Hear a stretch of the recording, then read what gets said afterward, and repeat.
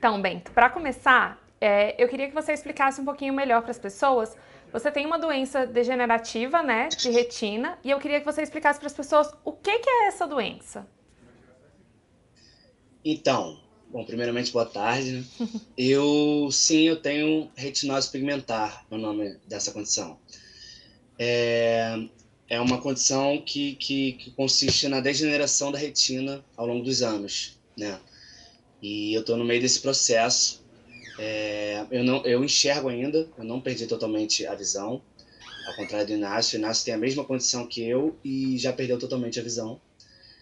Assim como meu pai, é uma doença hereditária, que eu herdei do meu pai já perdeu também totalmente, mas eu ainda enxergo, assim, como eu descobri muito cedo, eu é uma doença que não tem cura, né? Mas ela tem alguns tratamentos paliativos que ajudam a retardar, né, a ação da doença. Então, eu, como descobri muito cedo, eu tive acesso a esses tratamentos paliativos que me ajudam a retardar. Então, eu ainda sou considerado uma pessoa de baixa visão, mas tenho essa condição assim como o Inácio e convivo com ela muito bem. Sou muito bem resolvido em relação a isso.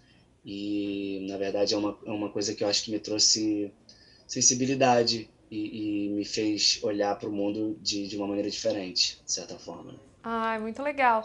Você falou agora sobre essa diferença, né, que fez na sua vida. Eu queria que você falasse um pouquinho mais sobre como ter essa condição impactou na sua vida. Assim, o que que você acha que foi positivo? O que que você acha que foi negativo? O que que você sente falta? O que que você desenvolveu que você acha que não desenvolveria tão bem? Sim, sim.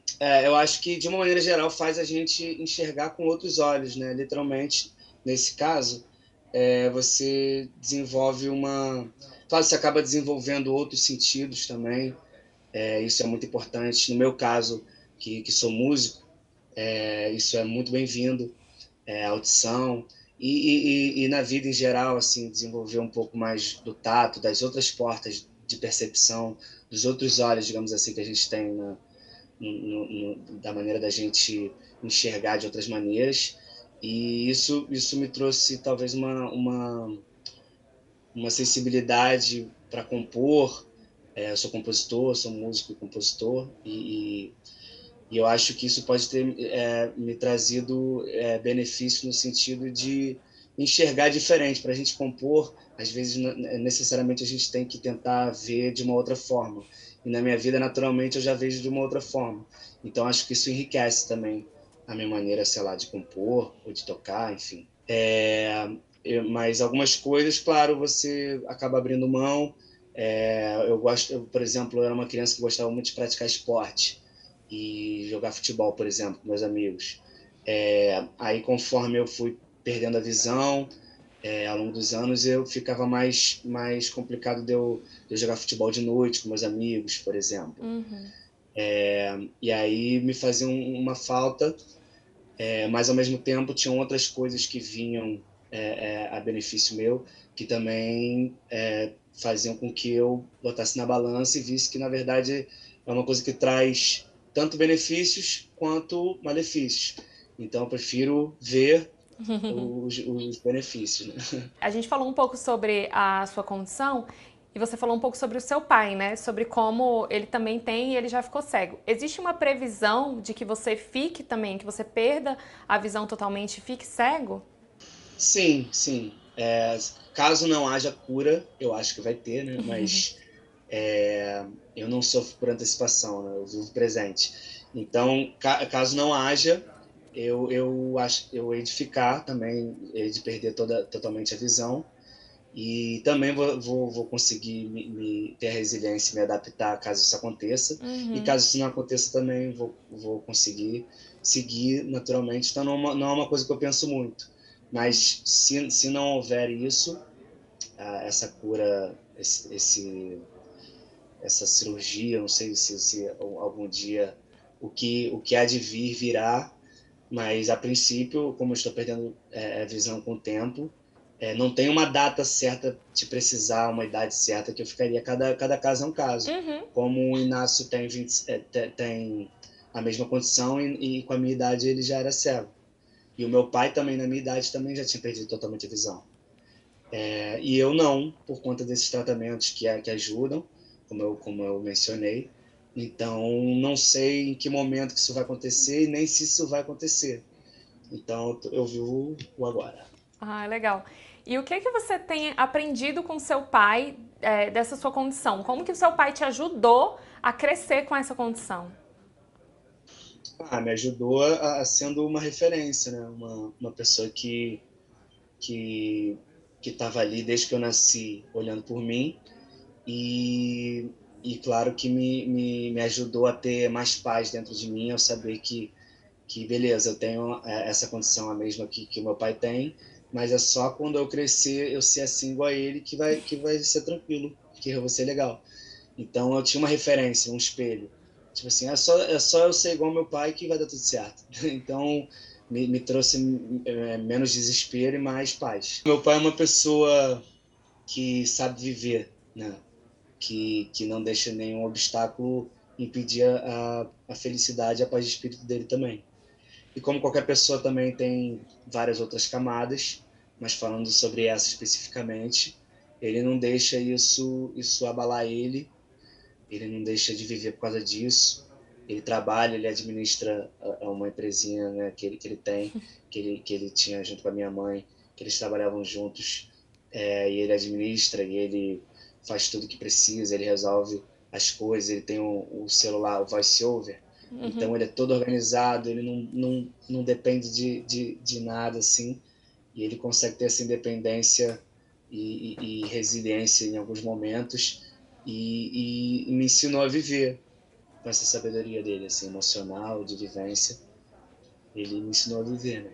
Ah, perfeito. E aí a gente entrando um pouquinho, né, na história do Inácio, que foi um personagem que eu acho que chamou muita atenção e ensinou muitas pessoas. Queria saber de você, por que que você acha que é tão importante trazer mais informação sobre essa condição, que eu acho que é pouco conhecida ainda, para um programa que foi tão difundido e que foi tão assistido no mundo inteiro como foi Pedaço de Mim? Assim, eu acho que a importância é primordial no sentido de da gente estar falando sobre, independente da condição, da gente estar abordando pessoas com qualquer tipo de condição, com qualquer tipo de deficiência, abordando isso de uma maneira leve, como foi abordado em Pedaço de Mim, que o Inácio se insere na dramaturgia de uma maneira bem leve, e isso é apenas uma informação sobre o personagem, e não uma coisa que o define. Então ele está sempre falando de força, está sempre falando de equilíbrio, está sempre falando de paz, amor, afeto. Ele é um alívio ali no meio de todo o contexto. E falar disso dessa maneira também eu acho que é o principal. Não ser tratado como de repente um coitadinho, entre aspas, assim, ser tratado como uma pessoa que está ali, que está vivendo e às vezes ensinando a viver também, né?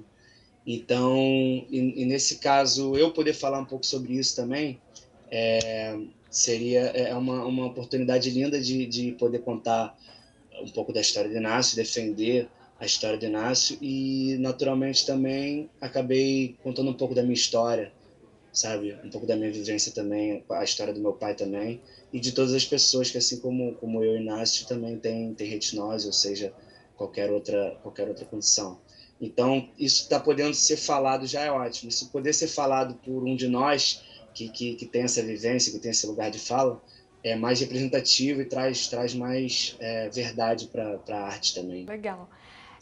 E aí você falou um pouco sobre como o Inácio ele era esse personagem que desafogava um pouco, mas ao mesmo tempo a mãe dele focava muito na condição dele, né? A Silvia falava muito, a Silvia colocava ele numa redoma de vidro, ela coloca né, ele numa redoma de vidro na série, e você fala muito sobre preconceito também, né? Como Inácio. Queria saber, quando é que o cuidado deixa de ser um cuidado e ele passa a ser um preconceito? Sim, é uma pergunta complexa, mas assim, eu acho que passa de é uma linha muito, né, muito tênue entre o cuidado excessivo e quando começa a virar uma coisa que faz mal a outra pessoa, né? No sentido de quando a sua preocupação começa a ser maior do que a da própria pessoa que está vivendo. Então, você usou o exemplo da Sílvia.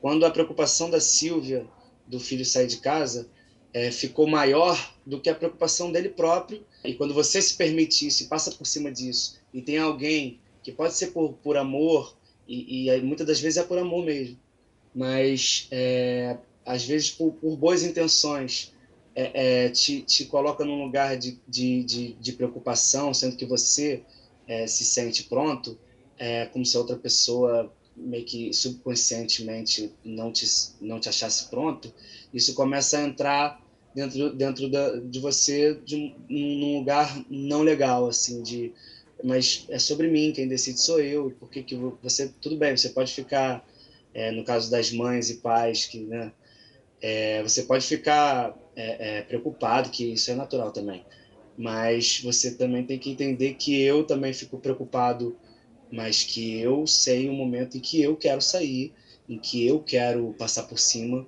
em que eu quero ter essa coragem, e é sobre mim, não é sobre qualquer outra pessoa.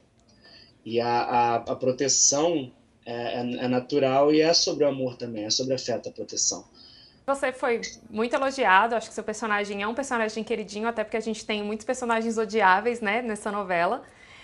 E A você... concorrência ali porque é realmente muito. É uma série densa, né? E tem muitos personagens muito profundos e com muitas camadas, e alguns bem detestáveis de fato. E o Inácio, como eu falei, está nesse lugar de, apesar dele ser a única pessoa PCD da série, ele é o alívio efetivo, ele está ali falando de força, de coragem, e, e os outros não têm nenhuma condição e estão sempre no caos, sempre nas coisas não agradáveis, digamos Sim. assim. Mas que bom que as pessoas também se sentiram representadas, não só as PCDs todas, mas para mim principalmente as pessoas que têm condições, que se sentiram Uhum. representadas e se sentiram emocionadas, mas todas as pessoas que se emocionaram com o Inácio e com a série em geral, me enche de orgulho. Ah. Mas uma coisa que a gente viu que tá fazendo muito sucesso também é você cantando. A gente viu que tá viralizando muito no TikTok agora. E eu queria saber de você, como que é isso? Como que tá sendo pra você ser um queridinho tanto no ramo da atuação quanto na música? E sendo que agora você tá preparando aí seus lançamentos. Como que você tá sendo pra você viver esse momento? Eu sou queridinho, é isso? Eu não sabia disso. Pra gente, a gente apontou que sim. A pesquisa interna Ah, aqui é? da redação aponta que sim. Ai, que bom saber também, né? Para mim é um momento único pessoalmente, profissionalmente. Na minha história, como indivíduo, é impossível eu contar minha história a partir de hoje sem falar desse momento. E, e aí veio naturalmente, depois da série, a vontade de mostrar o meu trabalho musical, como eu estava falando. E aí eu tenho cantado bastante, tenho postado, como você falou, tanto no Instagram como no TikTok, vídeos de eu cantando, ou de eu tocando um instrumento, ou de eu tocando vários instrumentos, ou de eu cantando uma música de um outro artista. E quero lançar as minhas músicas também. Então eu já vou lançando, estou preparando umas coisas bem especiais aí para todo mundo.